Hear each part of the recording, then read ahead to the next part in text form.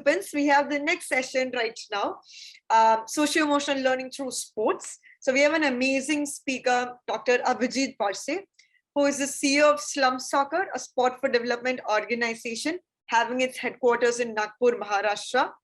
He's an accomplished public speaker and has delivered TEDx talks at Nagpur and VIT Vellore, in addition to heading an experts panel at international conventions on football business.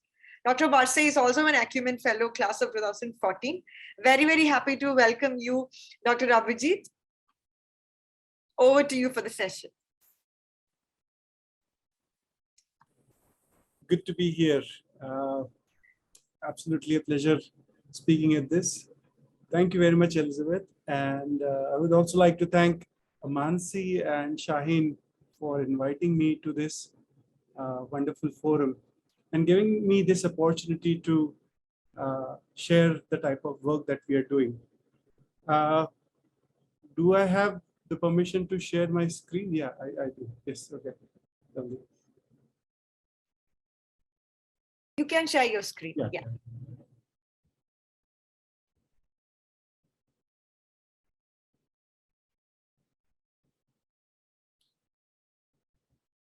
So I would like to begin by just giving a little bit of background story of how it all began for us, a deep dive of how we use sports to engage as a way of building capacity of young individuals. And then we go forward in the session. As we go forward, it would be helpful if you can put your questions in the question box so that we can, in the chat box, so that we can take them up towards the end if that is possible. So for us, it all began one rain-soaked afternoon, very much like what it is shown here. Our founder, Vijay, saw a bunch of kids from nearby slum kicking a broken bucket. As the game progressed, the children made up their own rules without any adult supervision. And they were having fun. So these two things stuck Vijay. And he went back to his department, he got them a ball, and that's how our whole movement was started.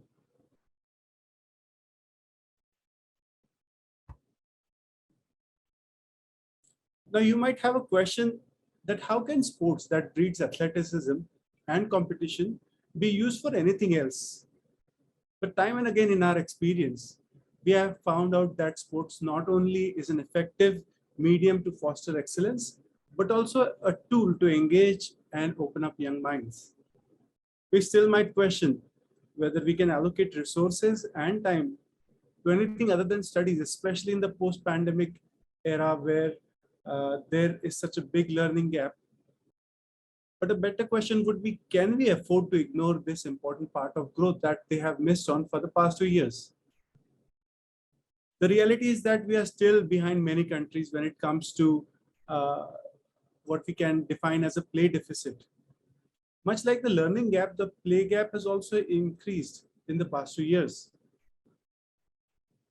Plus the fact that we sometimes treat playing or taking part in sports as a luxury, as opposed to an important part of growing up. In our study, we found out that as opposed to the prescribed 60 minutes a day activity for young children, we are not even touching 50%. When we studied 300 schools in Nagpur, only 30% of them had playgrounds. Very little percentage of schools had dedicated sports teachers. And the reality is that even when they have sports teachers or a sports period, they would prefer using that for covering up the other studies. So essentially, sidelining sports for the benefit of academics has been happening for as long as we all can remember. Now, coming back to our origin, we realized that a simple kick was far easier way to engage children than try to bring them and start giving them instructions. One of my favorite stories is that of a child who would come in only on days when we were doing sports session for them. And he told the coach that he enjoyed being part of all the physical activities. He felt included. He felt like he could be himself. On another occasion during pandemic, we had to completely stop taking sessions in the school.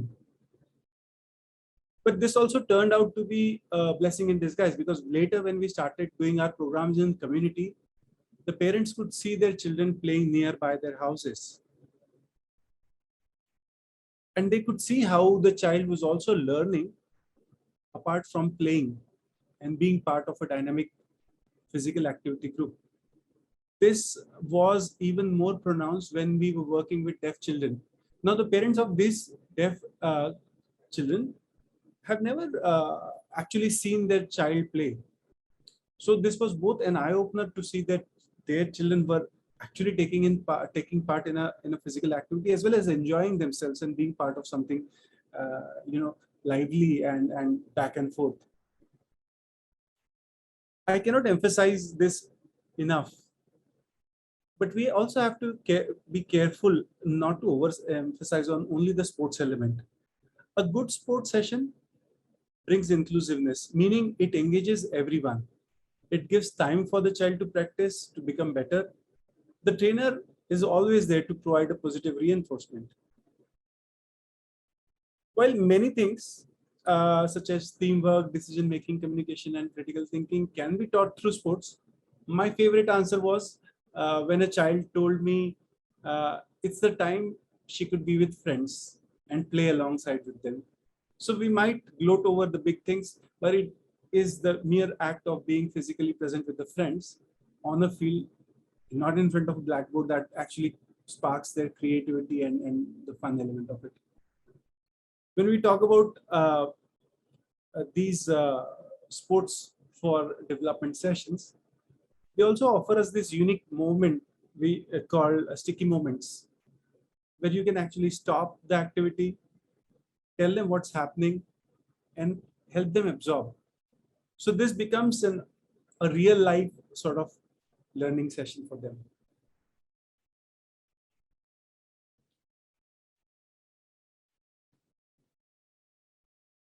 The physical health part cannot be debated.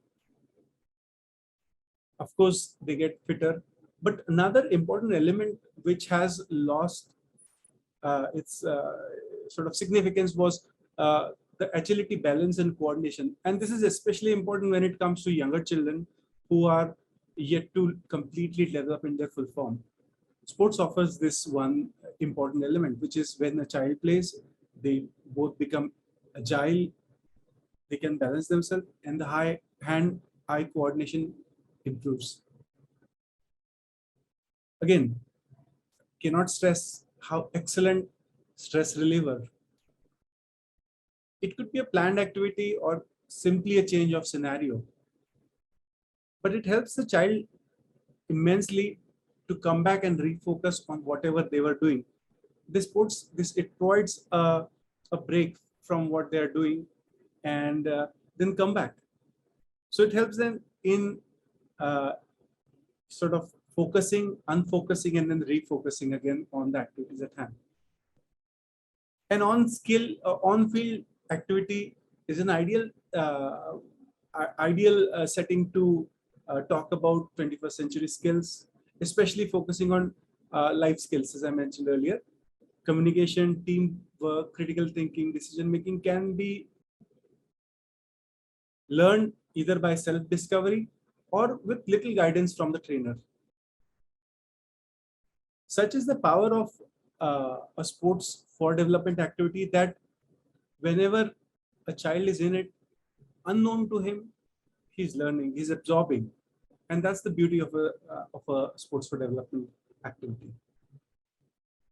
Now, we have had fairly long experience in implementing such a program. But for those asking how this works out, well, here it is. And mind you, any activity can be a sports for development activity, especially if it's on the field and if it involves a group. These are the two very important elements. So while designing any sports for development activity, we would say, like, why don't involve teachers right from the beginning, because they know what activities are going on in the classroom. It is also important, like a lot of our sessions reflect or mirror on what is happening inside the classroom, so that it also complements what's going on in their mind inside a classroom. Those same questions can come out and be discussed openly. We found out that it is not possible to do it everywhere at the scale that you might think about. But a small 10 by 10 open space is also good enough to engage the child. A full-scale football field is also a good idea. At the same time, whatever resources are there at hand. In a lot of rural areas, the local games can also provide an excellent opportunity to open up. Kho-kho, kabaddi, if not football and cricket. Especially thinking about the games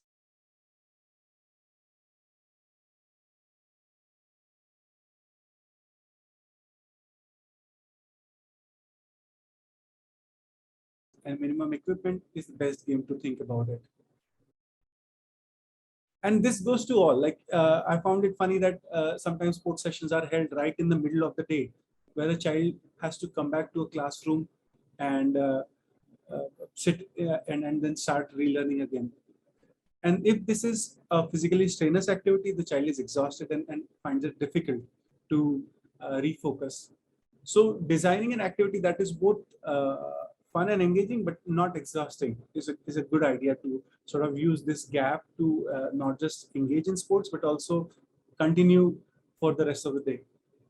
We usually involve teachers when we are planning, and that is good because they then can pick up from elements that we've spoken about and then plug it in what they are doing.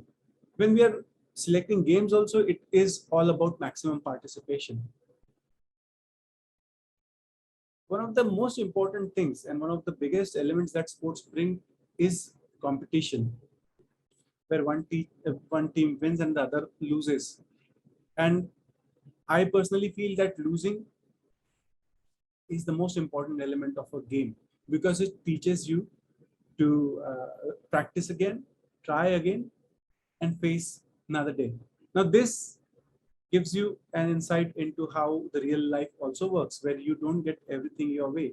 But sports then helps you to think about things in this context and take the learning and place it in real life. In some of the cases where our children have uh, good potential to be in sports, we usually pick them up and place them within clubs or teams where their natural ability can also be improved upon and have a pathway to go and build their future there. I would like to end this discussion or talk with one key message. It is in a child's best interest to participate in sports and play. The health benefits aside, it helps them to retain important elements of being a child. I also think it's a time to re-evaluate this one saying that खेलोगे कूदोगे बनोगे खराब, पढ़ोगे लिखोगे पढ़ोगे नवाब, to खेलोगे कूदोगे बनोगे लाजवाब. Thank you.